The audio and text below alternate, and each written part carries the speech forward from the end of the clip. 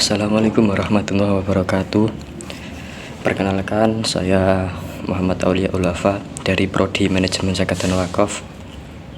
Di sini saya akan membuat video tentang sebuah perancangan kontrak sampai pemberi kuasa untuk memenuhi tugas mata kuliah perancangan kontrak yang diampu oleh Bu Kalim, Siti Kalimah.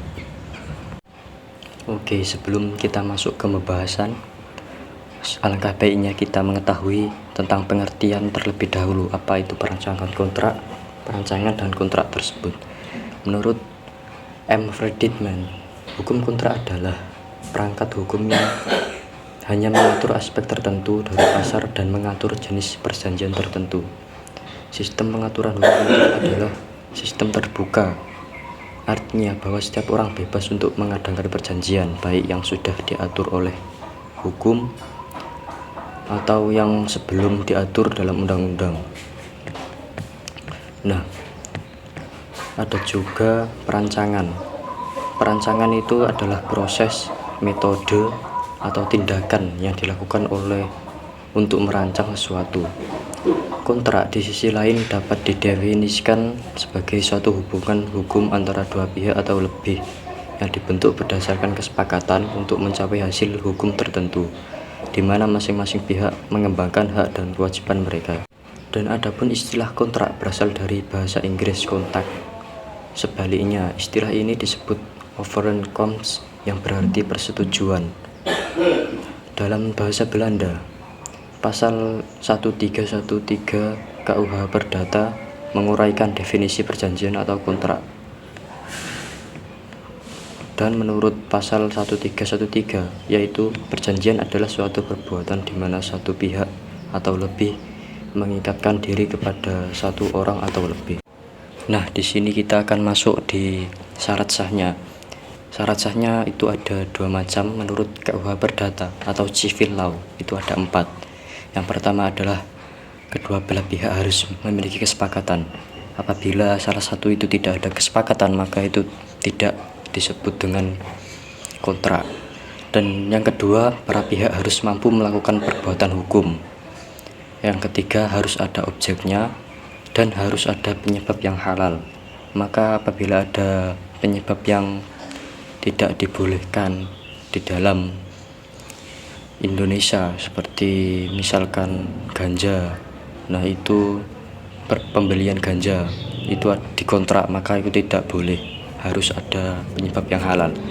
Dan adapun berdasarkan hukum kontrak di Amerika Serikat, yang pertama adanya permintaan dan penerimaan persesuaian kehendak, yang kedua ada pertimbangan, dan yang ketiga kemampuan hukum para pihak dan pokok masalah yang sah.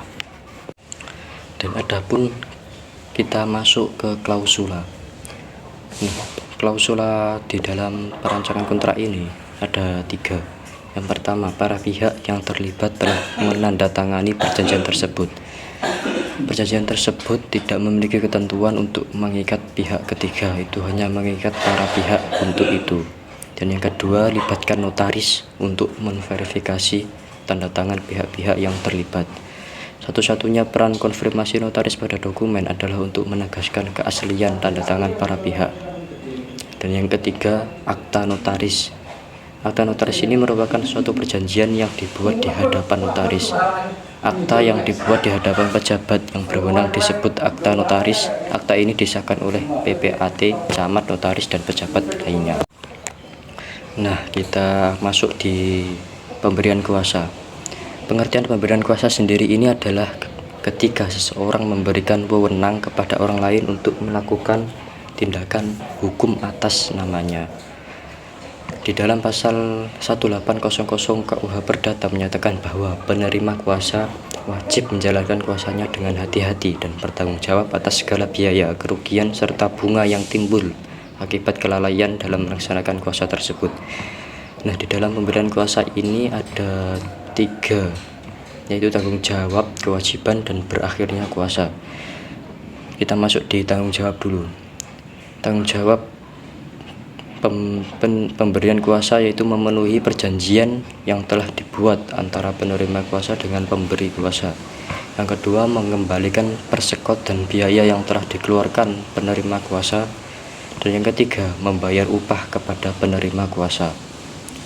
Adapun kewajibannya adalah melaksanakan kuasanya dan bertanggung jawab atas segala biaya kerugian dan bunga yang timbul dari tidak dilaksanakan kuasa tersebut.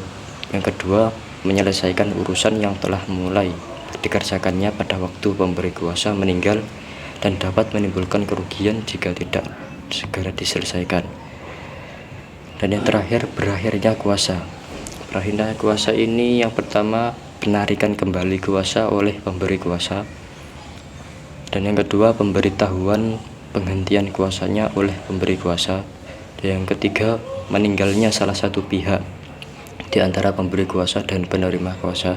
Dan yang terakhir, pemberi kuasa atau penerima kuasa berada di bawah pengampuan. Kontrak, dan boleh dilihat sendiri ini ada pihak satu dan pihak kedua, terus ada pasal-pasalnya, ada pasal dan ada tanda tangan yang diikuti dengan materai. Cukup sekian, semoga bermanfaat untuk teman-teman semua. Wassalamualaikum warahmatullahi wabarakatuh.